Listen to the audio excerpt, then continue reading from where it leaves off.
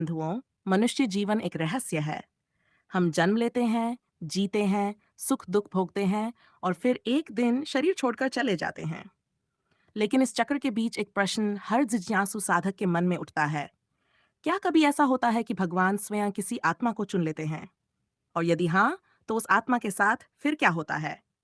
परमहंस योगानंद कहते थे, ईश्वर हर आत्मा से प्रेम करता है, किंतु जब कोई आत्मा निरंतर और अखंड भाव से उसी की ओर आकर्षित होती है, तब भगवान उस आत्मा को अपने दिव्य हाथों में उठा लेते हैं। तब उसका जीवन बदल जाता है, उसका भाग्य बदल जाता है और उसका हृदय अनंत प्रेम से भर जाता है। आज हम इसी रहस्य का विस्तार पूर्वक चिंतन करेंगे। भगवान किसे चुनते हैं? हृदय की तरफ ही सबसे बड़ी योग्यता। ईश्वर किसी को धन, पद, विद्वता या वंश के आधार पर नहीं चुनते। वे केवल एक ही चीज देखते हैं, हृदय की तरफ। योगानंद जी कहते थे, भगवान उस आत्मा को चुनते हैं जो उन्हें पाने के लिए दिन रात व्याकुल है, जिसे भोजन में स्वाद नहीं, संसार में आकर्षण नहीं, यदि उसमें प्रभु की झलक न मिले। ये तरफ ही आत्मा की सबसे बड़ी योग्यता है। बालक जैसी सरलता, भगवान को पाने के लिए मन को बच्चों जैसा निष्कपट बनाना पड़ता है।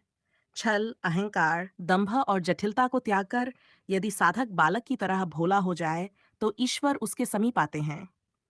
सेवा और प्रेम का भाव जिस आत्मा का जीवन दूसरों के दुख को कम करने में, दूसरों के जीवन में प्रकाश फैलाने में लगता है, भगवान उसी को चुनते हैं, क्योंकि वही उनकी करुणा का सच्चा पात्र है। भगवान के चयन का रहस्य यहाँ एक बड़ा प्रश्न उठता है। भगवान हर किसी को क्यों नहीं चुनते? योगानंद समझाते थे कि वास्तव में ईश्वर हर आत्मा को चाहते हैं, लेकिन अधिकतर आत्माएं संसार की ओर मुड़ी रहती हैं। जब तक आत्मा स्वयं अपनी दिशा ईश्वर की ओर नहीं करती, तब तक भगवान की कृपा उसके जीवन में उतर नहीं पाती। ये ऐसे है जैसे सूर्य सबको समान रूप से प्रकाश देता है, किंतु यदि कोई मनुष्य घर का दरवाजा बंद कर ले, तो सूर्य का प्रकाश भीतर नहीं आता। 3. जब भगवान चुन लेते हैं, तब साधक के जीवन में परिवर्तन। अब हम उस मुख्य प्रश्न पर आते हैं। भगवान जिसे चुनते हैं, उसके साथ क्या होता है? आंतरिक जागरण। चुनी हुई आत्मा का हृदय भीतर से प्रकाशित हो जाता है। उसे लगता है कि जीवन अब केवल सांसारिक कामों के लिए नहीं है, बल्कि ईश्वर के लिए है। ध्यान, प्रार्थना और भक्ति उसके लिए सांस लेने जैसा स्वाभाविक बन जाता है। अदृश्य मार्गदर्शन। ऐसे साधक को हर समय भीतर से मार्गदर्शन मिलता है। जब वह निर्णय लेने में उलझता है, तब एक आंतरिक स्वर या प्रेरणा उसे सही दिशा दिखाती है। यह मार्गदर्शन कभी गुरु के माध्यम से, कभी सपनों में, कभी सहज संकेतों के रूप में प्रकट होता है। कष्ट भी कृपा बन जाते हैं। भगवान चुनी हुई आत्मा को संसार के दुखों से बचाते नहीं हैं, बल्कि उन दुखों को आध्यात्मिक वरदान बना देते हैं। साधक देखता है कि कठिनाइयां भी उसकी आत्मा को निखार रही हैं। परमहंस योगानंद कहते थे, भगवान जिसे चुनते हैं, उसके आंसू भी मोती बन जाते हैं। ईश्वर का संरक्षण। जब भगवान किसी को अपना बना लेते हैं, तब उसका जीवन दिव्य सुरक्षा में आ जाता है।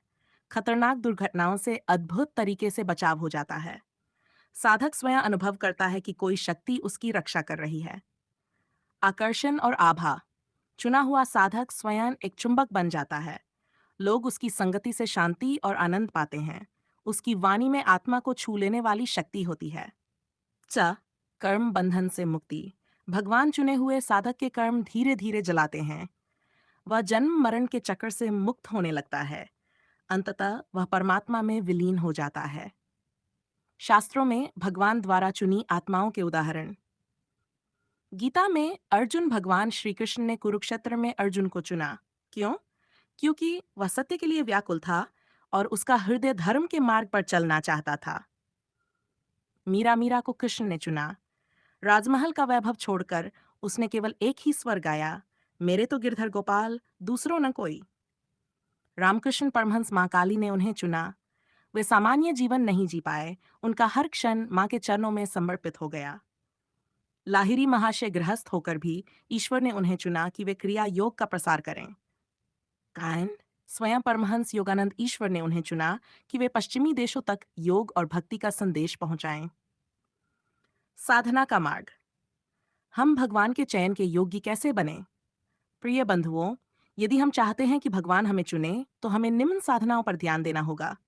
1. नियमित ध्यान। प्रतिदिन निश्चित समय प्रभु के साथ एकांत में बैठना।